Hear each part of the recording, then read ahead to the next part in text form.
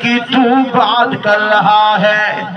آؤ ذرا تمہیں بتاؤ ضلع بہاری کی روشن ضمیروں، ذرا سنیے نا میرے محبوب کو اللہ نے کون سی سرداری دی، میرے محبوب کو اللہ نے کون سا تخت دیا۔ جناب من دنیا کا تخت نہیں، میرے محبوب کو اللہ نے ختم نبوت کا تخت دیا ہے۔ اور قرآن کہتا ہے ما کان محمد نبا احد من رجالکم ولکن رسول اللہ وخاتم النبیین وکان اللہ بکل شیء علیما۔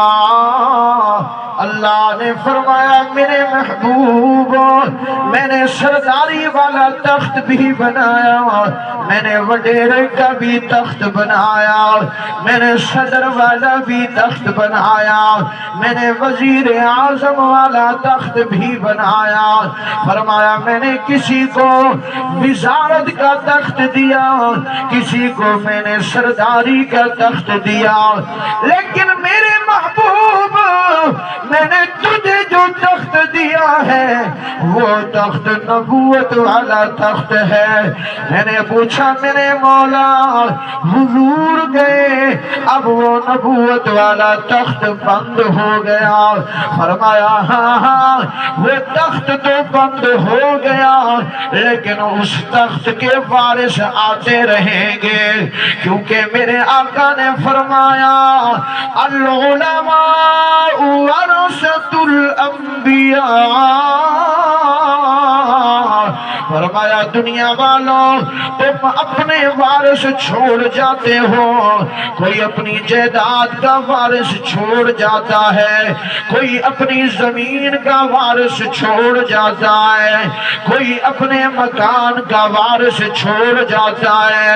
اللہ کے نبی نے فرمایا او دنیا والوں ہم نبی بھی اپنے وارث چھوڑ جاتے ہیں۔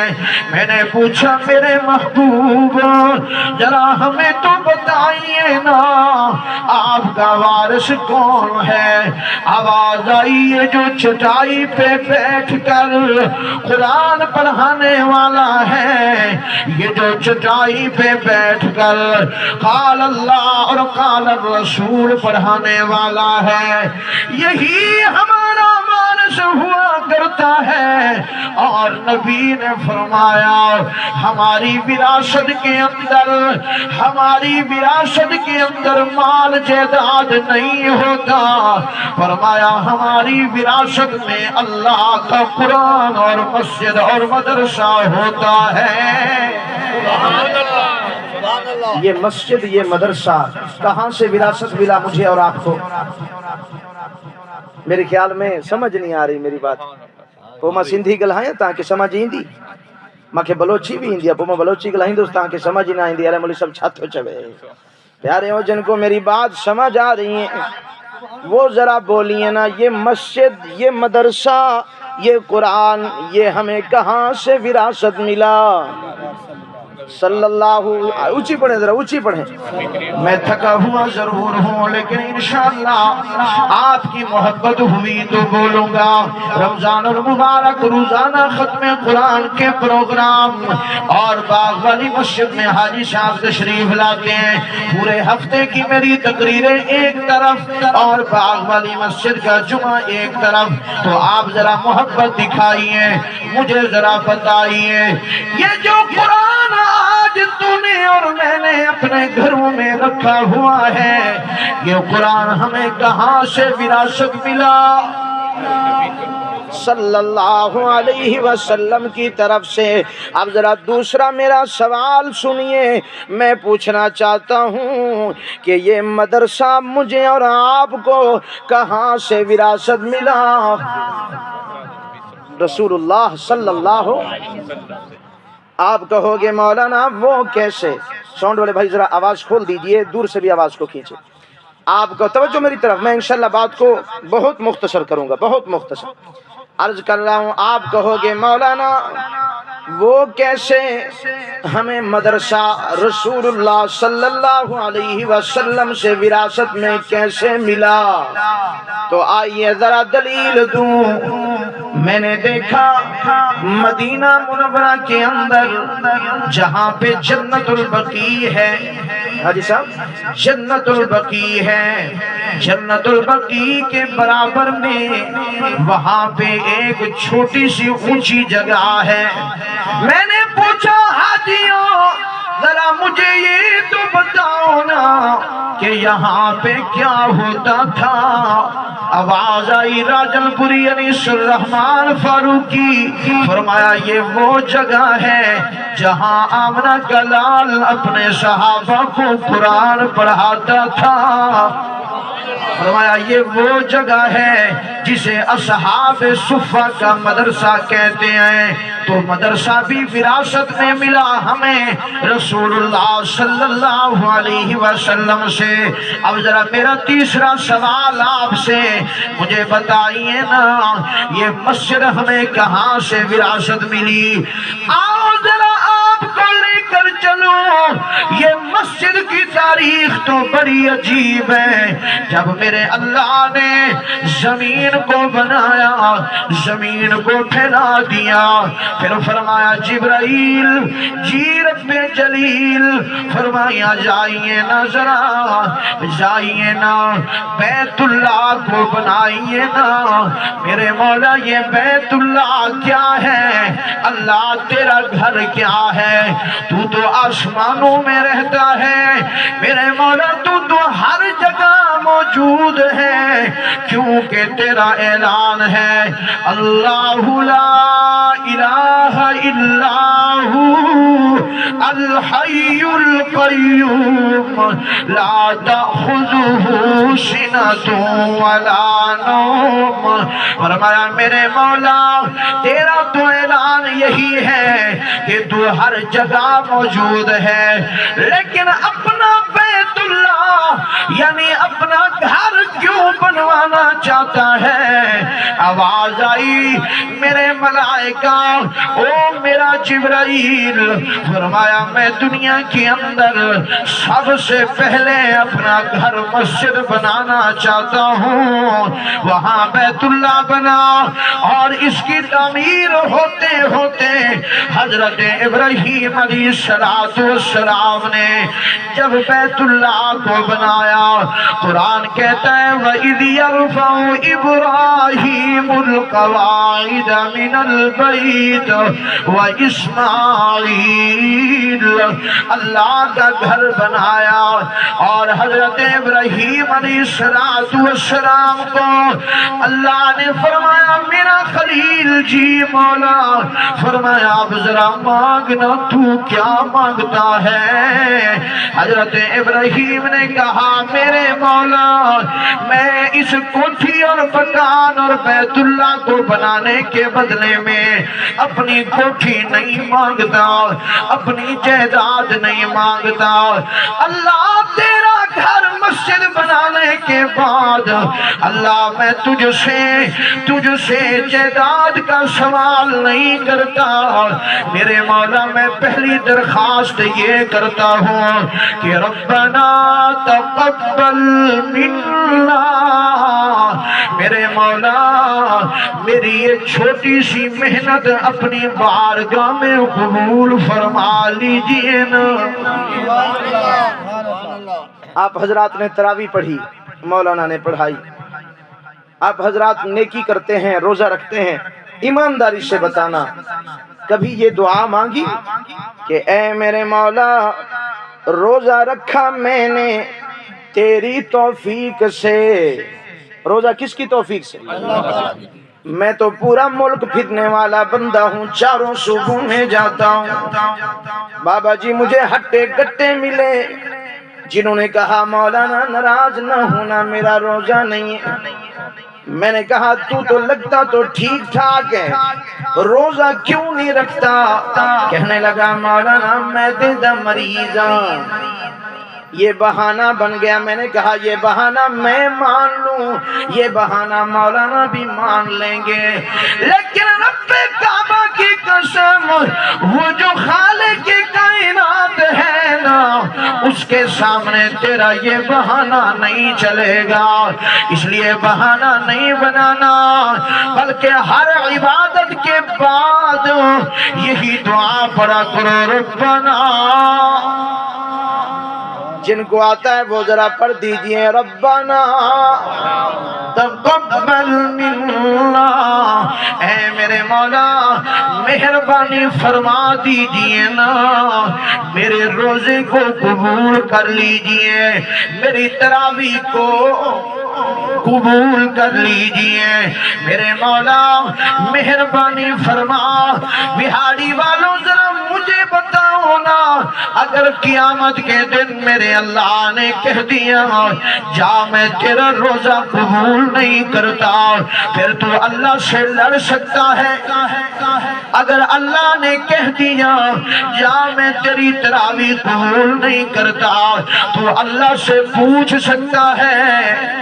اگر اللہ نے کہہ دیا یا میں تیری عبادتیں قبول نہیں کرتا, پھر کس کے اندر جرأت ہے کہ وہ اللہ کے سامنے بات کرے؟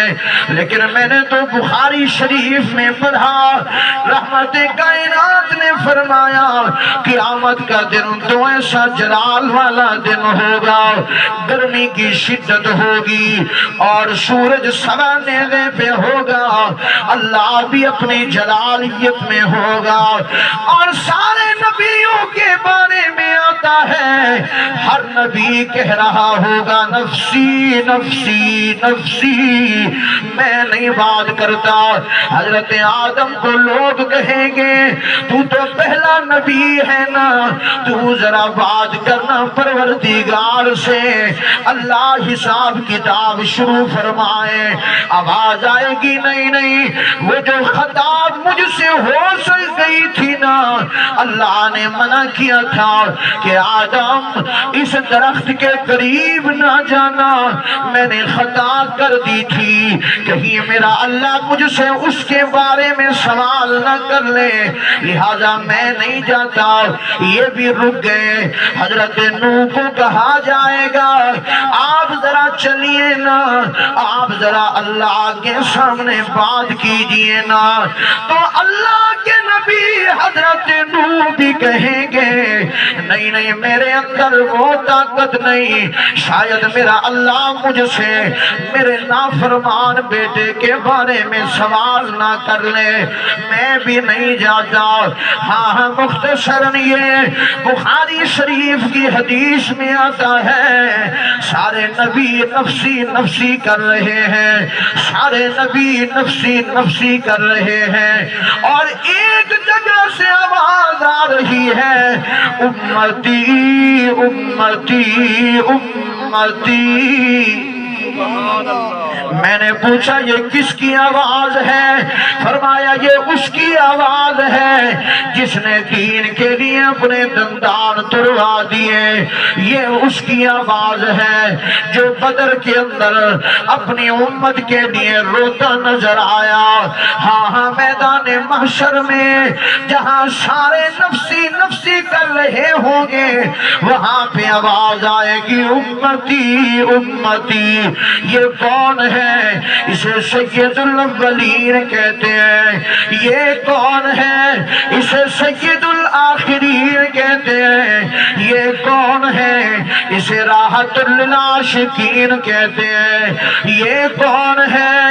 اسے رحمت للعالمین کہتے ہیں. یہ کون ہے؟ امتی امتی کا نعرہ لگانے والا. یہ کون ہے؟ فرمایا یہ وہ ہے جو آیا تو سارے نبیوں کے آخر میں, لیکن مقام سارے نبیوں سے زیادہ ہے. جو آیا تو آخر میں, لیکن مرتبہ خدا نے یہ دیا کہ سارے نبیوں کو مسجد اقصی میں پیچھے کھڑا کر دیا. ہاں 1.25 لاکھ نبی پیچھے کھڑے ہو گئے, اور مسلح امامت پر آمنہ کے لال لا گئے ہیں۔ میں نے پوچھا اللہ اتنا بڑا مقام کیوں دے رہا ہے؟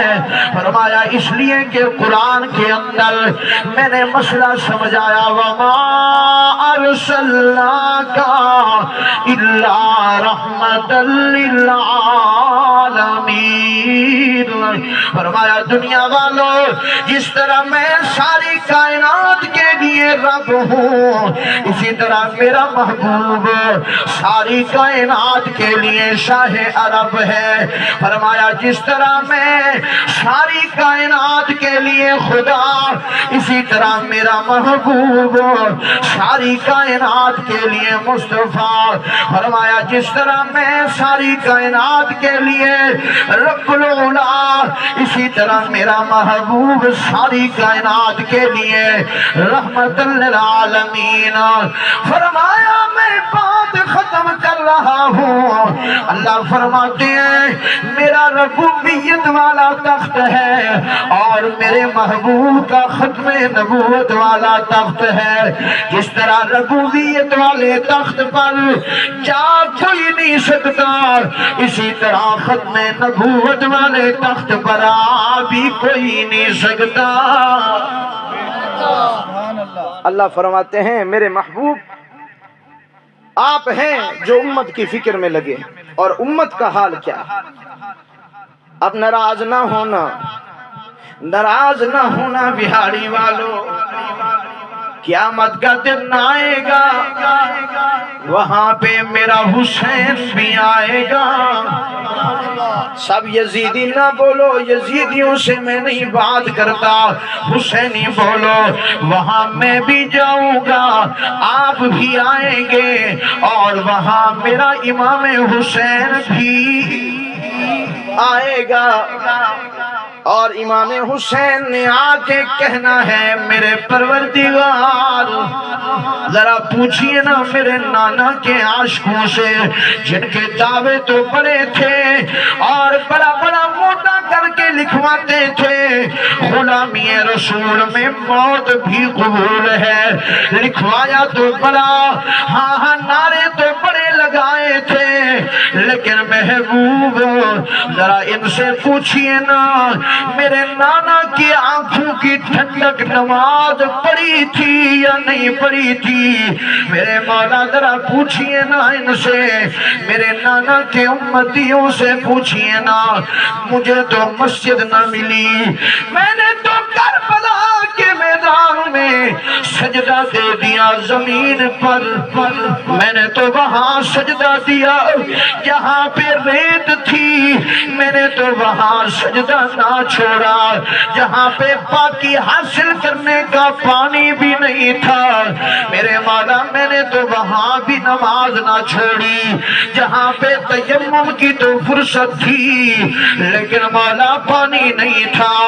میرے مولا میں نے تو وہاں پر بھی نماز نہ چھوڑی جہاں پر مسجد نہیں تھی، جہاں پر پانی نہیں تھا، لیکن میرے مولا ذرا ان سے بھی تو پوچھئے نا، ذرا ادھر سے بھی تو پوچھئے نا کہ انہوں نے میرے نانا کی آنکھوں کو ٹھنڈک پہنچائی یا نہیں، کیونکہ میرے نانا نے کہا تھا وَجُعِلَتْ قُرَّةُ عَيْنِي فِي الصَّلَاةِ۔ فرمایا دنیا والوں تمہارے آنکھوں کی ٹھنڈک تمہاری اولاد ہے، تمہارے آنکھوں کی ٹھنڈک تمہاری جائیداد ہے، تمہارے آنکھوں کی ٹھنڈک تمہارے یار ہیں، لیکن میرے محبوب کی آنکھوں کی ٹھنڈک اللہ کی نماز ہے۔ تو اتنا بڑا مجمع اب مجھے بتا رہے تھے مولانا کہ یہاں کمرے میں جگہ نہیں ہوتی تھی، رش بڑھ گیا، اور اگر ایمانداری سے پوچھوں عید کے بعد یا میں خود آ جاؤں کبھی چکر لگانے تو مجھے یوں لگتا ہے، اللہ کرے ایسا نہ ہو، لیکن لگتا یوں ہے کہ عید کے بعد ایک صف بھی مکمل نہیں ملے گی۔ کہاں گئے مسلمان؟ کیا آسمانوں پہ چلے گئے؟ کہاں گئے نا مسلمان، ایسا نہ کرو، اللہ کے گھر مسجد سے تعلق بناؤ۔ وہ دیکھیے نا اللہ کا ولی جسے دنیا حضرت خواجہ معین الدین چشتی اجمیری کہتی ہے۔ مانتے ہو ولیوں